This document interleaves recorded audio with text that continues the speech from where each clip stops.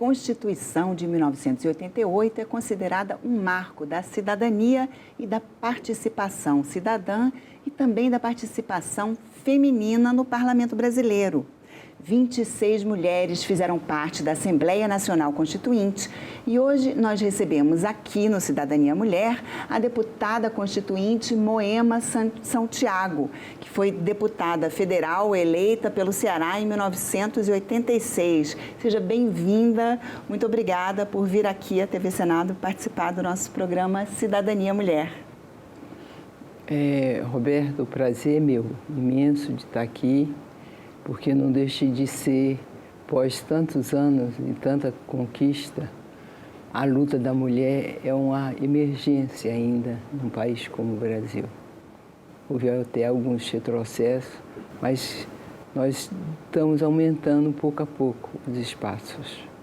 E como foi lá em 1986, quando a senhora foi eleita, né? Que havia tido uma campanha para as mulheres participarem, né, da Constituinte, para a voz feminina ser ouvida. Como foi essa sua campanha? Como que você resolveu se candidatar? Olha, de verdade, eu estava terminando meu curso de Direito e fazendo mestrado de Sociologia, e segurei a bandeira da Constituinte, só queria ser Constituinte, porque era um momento histórico, era um momento de afirmação das bandeiras. Nós estávamos saindo de um processo que a democracia tinha sido violentada e era necessário que os direitos humanos, os direitos sociais, fossem aportados na sociedade brasileira. A sociedade estava ansiosa por isso, havia um clima. E deu uma resposta muito positiva, né? Em todo o Brasil, em todos os setores, a sociedade participando.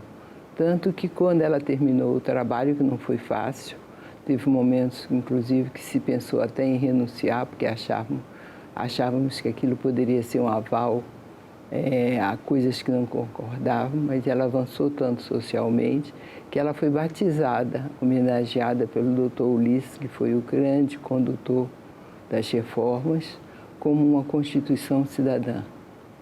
E é o que permanece hoje, e é o que a bandeira que a gente continua falando. Nós avançamos pouco, nós éramos apenas 4,9%, nós não chegávamos a 5%. Né? Como hoje nós não chegamos a 18%. A bancada das mulheres já teve mais deputada, já retrocedeu, agora está 17,80%. E naquele momento que a senhora foi eleita, a senhora já tinha essa consciência de ser mesmo uma representante, uma voz das mulheres, ou era mais esse desejo de ir contra, né, da democracia, da redemocratização, ou já tinha mesmo essa vontade? Era isso, mas tinha também uma consciência da importância da luta da mulher no mundo inteiro. Eu fui exilada política, vivi na clandestinidade, e víamos que em todos os países, em todos os partidos, o machismo predominava e que era necessário um maior empenho das mulheres, uma maior participação das mulheres. Nós tivemos uma resposta muito positiva da sociedade participando. Tínhamos, inclusive, um órgão muito importante que foi o Conselho Nacional das Mulheres, criado pelo presidente Tancredo Neves.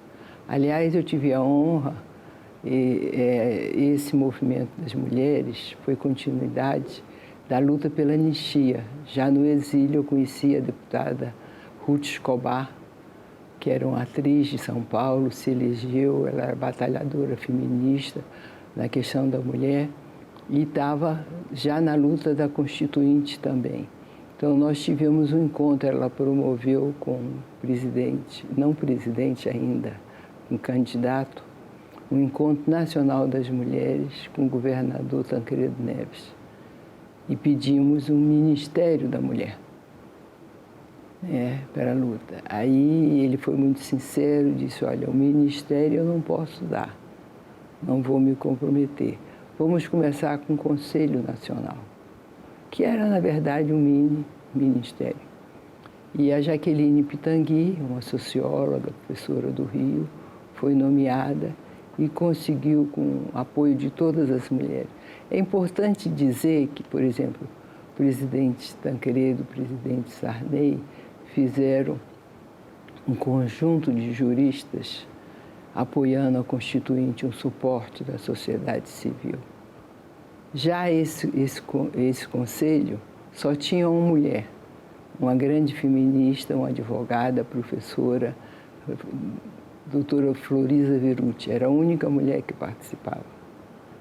E houve a mobilização do conselho com todas as entidades, sindicatos, associações que representavam mulheres, mães, estudantes, artistas, todas as profissões que tinham reivindicações, né, especificada na questão feminina. E teve uma participação muito ampla, muito positiva, né? E acho que isso ajudou muito. Claro que houve um momento que nós éramos considerados primeiro como um jarro, uma flor. Éramos tratadas, e éramos todas meninas, a maioria meninas. Só enfeites. Enfeites. Inclusive a história a bancada do batom começou como uma coisa pejorativa, um cápsula de meninos, que nós resolvemos assumir para mostrar que a mulher pode se enfeitar, usar o batom, mas pode também e deve lutar pelos seus direitos. Porque nós, a deputada Benedita da Silva, que teve uma atuação muito grande na questão da legalização, o papel da regulamentação das empregadas domésticas, ela cunhou uma expressão muito interessante, que ela diz que nós, mulheres, somos a metade da população, somos a metade mais 1 ou 2%. E nós somos a mãe da outra metade. Entende? Então, nós temos uma responsabilidade também do machismo quando educamos nossos filhos. Vá buscar um copo d'água, se pede à irmã e não ao menino. Vá fazer sua cama, é a menina que tem que fazer a cama. Por que não os dois fazerem cada um a sua cama? Né? E essas questões ainda permanecem hoje, mas 35 anos atrás eram mais fortes, né? Mas nós tivemos um apoio também em termos ideológico, político, com a Revolução Cultural Chinesa. A Revolução Cultural Chinesa tem um livro muito interessante, que foi best-seller mundial, A Metade do Céu, mostrando exatamente a questão das mulheres serem a maioria, na maior parte dos países. E A Metade do Céu diz o seguinte: eu e você é o rapaz e eu sou a moça. Nós temos a mesma graduação, nós temos as mesmas condições de disputar o cargo, os mesmos predicados. Só tem uma vaga. De quem é a vaga? A vaga será sempre da mulher, como um reconhecimento do processo discriminatório da exploração feminina durante milhares de anos. Era um processo de dar um acréscimo, uma valorização para a mulher ter condição de disputar. Tanto que você vê hoje que as mulheres são as maiorias das estudantes universitárias, as maiorias das estudantes de direito, as maiorias das juízas. Ela está muito bem preparada, mas quando chega no gargalo político, profissional, o cargo é sempre do homem, né? E como foi lá na Assembleia Constituinte, quando vocês chegaram aqui eleitas, né, 26 deputadas constituintes, mas inicialmente, assim, havia de vários partidos, várias linhas ideológicas, várias bandeiras. Como é que foi como se deu essa união, essa formação mesmo da bancada do batom, né? Essa união, essa unidade? A unidade da bancada feminina, eu diria, ela se deu porque nós tivemos a capacidade, a paciência e a tranquilidade de fazer um processo longo e democrático de discussão. Nós passamos 6 meses tomando chá, almoçando, conversando. Nós fizemos um trabalho unitário, a unidade da bancada. E depois eu quero falar da composição. Mas essa questão da unidade foi muito importante, porque todo mundo entendeu, toda a bancada, E aí uma série de companheiros, homens deputados, também que tinham filhos, que tinham a cabeça mais aberta, tinham mais experiências profissionais, que conviviam mais com a dificuldade da mulher, eles começaram a nos apoiar. Todos os partidos são machistas, todos. Entende? Então, a bancada entendeu que a luta da mulher era uma questão suprapartidária. Né? Então, vamos levar a questão da mulher acima de tudo, acima dos partidos. E aí nós tínhamos uma composição muito diversa, que nós soubemos respeitar. Nós tínhamos companheiras mais experientes, tipo assim, por exemplo, a deputada Sandra Cavalcante, que já faleceu, era uma líder nata. Tínhamos a Cristina, pelo lado mais conservador, pelo lado mais progressista, nós tínhamos uma presidente, que foi presidente do Sindicato dos Jornalistas, Cristina Tavares. Tinha um debate, um embate político e ideológico, mas soubemos superar tudo isso no entendimento da questão feminina ser colocada. Então, nós tínhamos a experiência das pessoas idosas, nós tínhamos a experiência, que é muito interessante, que inclusive no meu livro que eu lancei agora, As Mulheres na Constituinte, enfoco a bancada, a formação, mulheres que tinham história própria do movimento estudantil, do movimento sindical, das empregadas domésticas, como a Bené, como a Lídice, mulheres de apoio partidário, como Lídice da Mata, foi uma grande constituinte, mulheres que tinham tido atuações, por exemplo, a deputada Badia, que tinha sido prefeita, basicamente, de Ceilândia, né? E tínhamos as mulheres, 12 deputadas, que tinham sido primeira-damas. Tínhamos a bancada das filhas de presidente, Márcia Kubitschek, Tutu Quadros. Havia um diferencial. E tudo isso nós soubemos superar as vaidades e os egos. A gente deixava o ego e a vaidade só para o brinco, para o cabelo ou para o vestido. Vamos lutar em conjunto. E isso houve uma unidade muito grande, né? Tanto que, por exemplo, a bancada dos casais 20, os homens eram os governadores e as mulheres eram as primeiras damas, né? Então, os homens vieram como senadores. Basicamente, foi a direção do centrão na Constituinte. E as mulheres, por serem primeira-dama, tiveram uma atuação, quando primeira-dama, muito ativa na área social. Conhecia o Brasil e o sofrimento do povo brasileiro, a nossa miséria, de uma maneira muito grande. E quando elas começaram a votar, todas começaram a votar diferente dos maridos. E todas tiveram, todos os casamentos do casal 20, dos casais 20 foram desfeitos. Um único casamento que houve a separação, que anos depois foi refeito, foi o da deputada Rita Camata. Isso é muito interessante, porque mostrou o compromisso da mulher sensibilizada pela realidade social do país. Nós precisarmos sair de um país miserável, de não reconhecimento de direitos sociais básicos, quase medieval, por um avanço social como foi. Tanto que foi apadrinhada com o nome de Constituição Cidadã, porque realmente priorizou o povo, a justiça social, que era necessária e continua ainda a ser. E como era essa questão da discriminação, né? A senhora já falou o próprio nome, né, da bancada do batom, que veio, era uma coisa meio pejorativa. A gente vê até na imprensa da época, né, falando a musa, a mais bonita, assim, querendo dar valor, mais importância à forma, digamos, do que ao que elas vieram dizer. Na verdade, era mais maldoso do que isso. Na verdade, queriam nos dividir.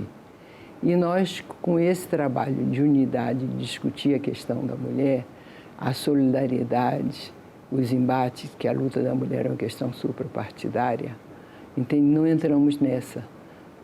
Deixamos que a vaidade tomasse conta dos vestidos, dos brincos, até da educação, um pouco dos filhos ou da babá, mas não entramos na divisão do ego. né? Nós nos respeitávamos, ficamos amigas tanto que a unidade foi uma coisa impressionante. Não havia voz dissoante.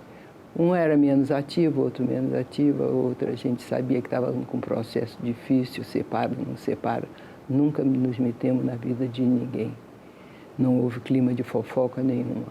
Sentíamos que queriam nos dividir, nos colocar como um enfeite, um jarro, para sermos manipuladas.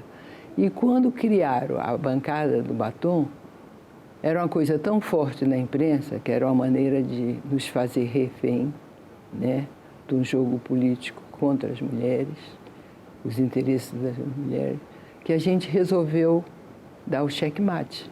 Vamos assumir, por que não? Eu posso usar o batom, ser mulher, cuidar da minha aparência física e ter a mesma voz, os mesmos direitos, a mesma capacidade e a mesma empenho de luta que os homens têm, com a maneira de ser do feminino, com menos agressão, com menos violência, com um compromisso.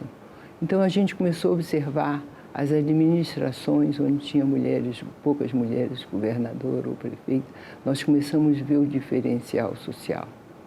Uma mulher, quando ela é uma administradora, ela antes de pensar em fazer uma ponte, ela vai ver se tem um saneamento básico, ela vai ver se tem água potável para o seu filho, ela vai ver a questão da escola.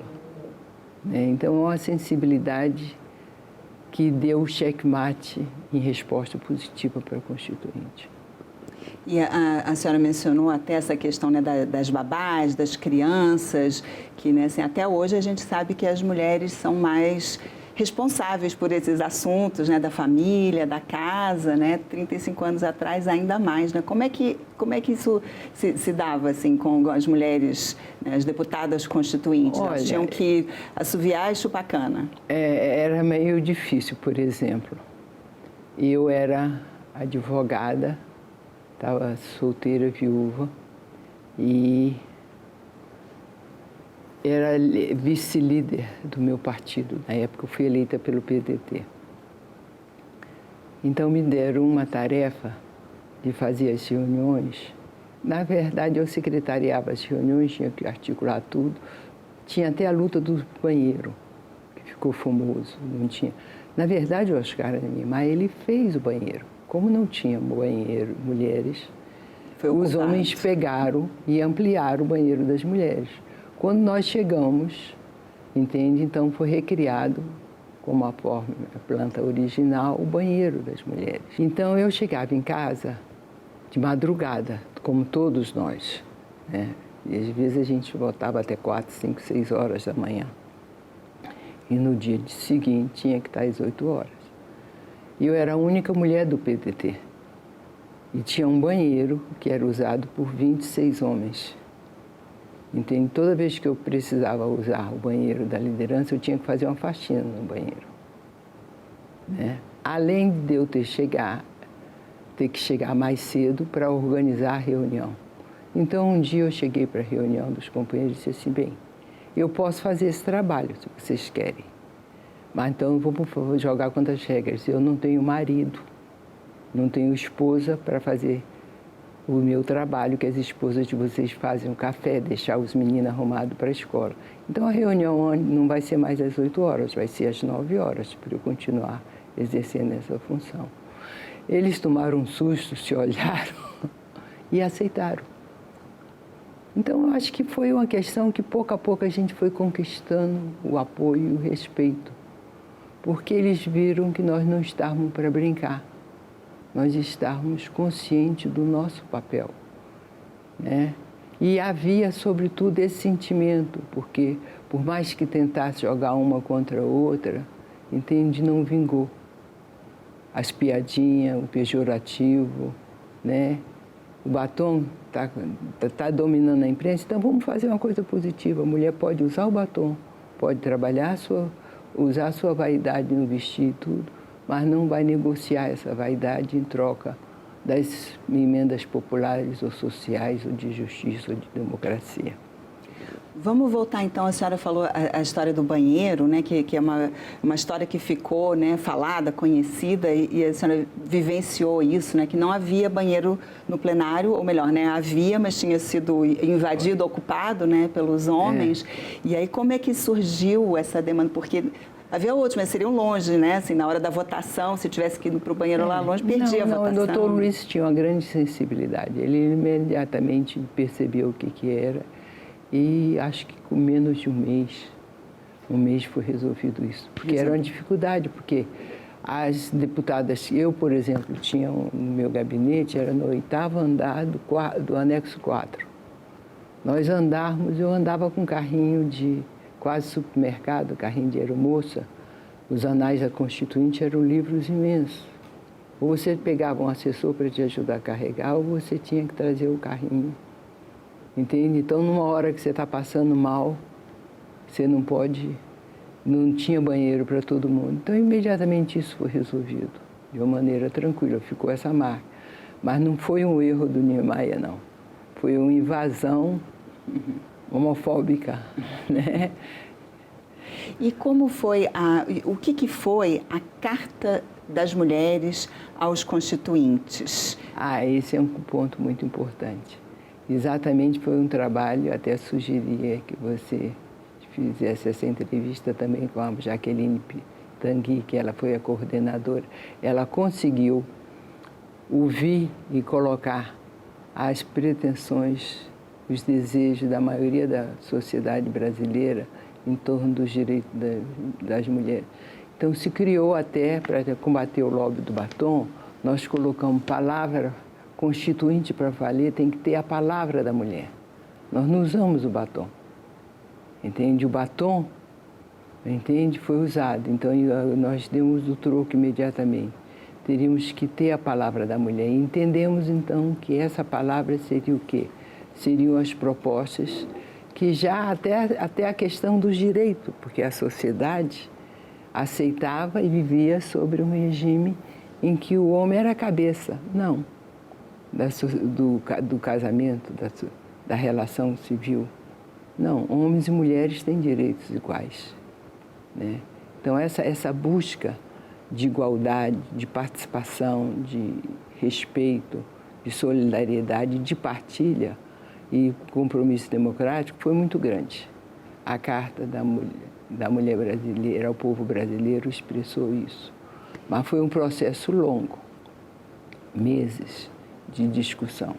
Essa casa, aqui o Senado e a Câmara, eram 10, 20 mil pessoas por dia. Não tinha um espaço. Às vezes, até quando a gente chegava estava no banheiro, a ânsia de participar era tanta que até ocupar, por exemplo, o judiciário, uma vez o doutor Ulisses teve que suspender uma votação e disse: vamos, os deputados e as deputadas já ouviram o pleito de vocês, agora desocupem as cadeiras deles que eles precisam votar. Você ia ao banheiro, ia comer alguma coisa no restaurante, eram as pessoas, eu não posso discutir isso agora, por favor, você ouvir atenção, escrevi uma notinha, por favor, se dirija ao meu gabinete, fale com fulana de tal, minha secretária, que ela vai... Eu já entendi seu pleito, mas eu não posso levar, eu tenho que fazer um pronunciamento agora, eu vou participar de uma comissão, então, por favor, você leve no meu gabinete. Então, a gente dividia essa participação com a própria pessoa. Ela não éramos simplesmente um receptáculo, estamos aqui para chegar no final do dia com milhões de papéis. Nós fazíamos que ela participasse também. Se ouvia, mas colocava ela também para participar e instruir, educar, inclusive, às vezes, até os nossos funcionários, que não tinham essa consciência ainda. E que, no final, todos eles foram assim. Se não fosse esse trabalho conjunto, não teríamos tido os avanços que tivemos. Nosso tempo está chegando ao final, mas só para concluir em poucas palavras, como a senhora vê, né, 35 anos depois, olhando assim dessa perspectiva histórica, como foi esse esforço? Valeu a pena? Está até aí ainda? O que faltou alguma coisa? Faltou muita coisa. faltou muita coisa. Por exemplo, os direitos dos LGBTs foram um pouco considerados, tanto que a sociedade aportou mais, é evidente. Mas nós avançamos em muitas coisas. Nós avançamos na questão ambiental, na questão mineral, na questão indígena, entende? Nos direitos sociais, na questão do salário mínimo, na questão do 13º, na aposentadoria, né? Ela foi, sobretudo, uma constituição de direitos sociais, de entender que a sociedade somos todos nós. E eu destacaria um ponto muito importante, que seria o clima de confraternização, de harmonização. Nós não estamos em tempos de guerra, nós não estamos querendo destruir ninguém, nós estamos querendo resgatar a dignidade humana de todo ser humano deve ter. O Brasil não podia estar sendo um país medieval, tanto que ainda perdura alguma coisa, poderia ter uma participação muito maior. Tem a Argentina, vários países na Europa, tem uma bancada de mulheres muito mais ativa, muito mais participativa do que a nossa, né? Ainda falta, retrocedemos em alguns momentos, retrocedemos. Questão ambiental, né? Por exemplo, eu tive a honra de... Era um homem que conduzia, era o líder da Frente Verde, o deputado Fábio Feldman, mas eu fui escolhida pela Universidade de Brasília, de todos os constituintes, para ser a deputada que apresentasse as bandeiras do meio ambiente, que foi um avanço, né? E quando você vê as calamidades hoje, que não é só o que está acontecendo no Brasil, é no mundo, é o nosso futuro, é a nossa paz física, espiritual, material que está sendo exposta. Então, eu acho que foi uma grande vitória. Não me arrependo, me sinto honrada de ter participado da Constituinte. Sim, mas ainda nós falta agradecemos muito. Também, né? Essa política é um exercício constante, não é? Verdade. Não pode desistir. Muito obrigada aqui pela participação, por nos contar todas essas histórias. E eu agradeço também a você que nos assiste. Esse programa já está disponível no site da TV Senado, senado.leg.br/TV, e no nosso canal no YouTube. Muito obrigada pela audiência e até o próximo Cidadania Mulher.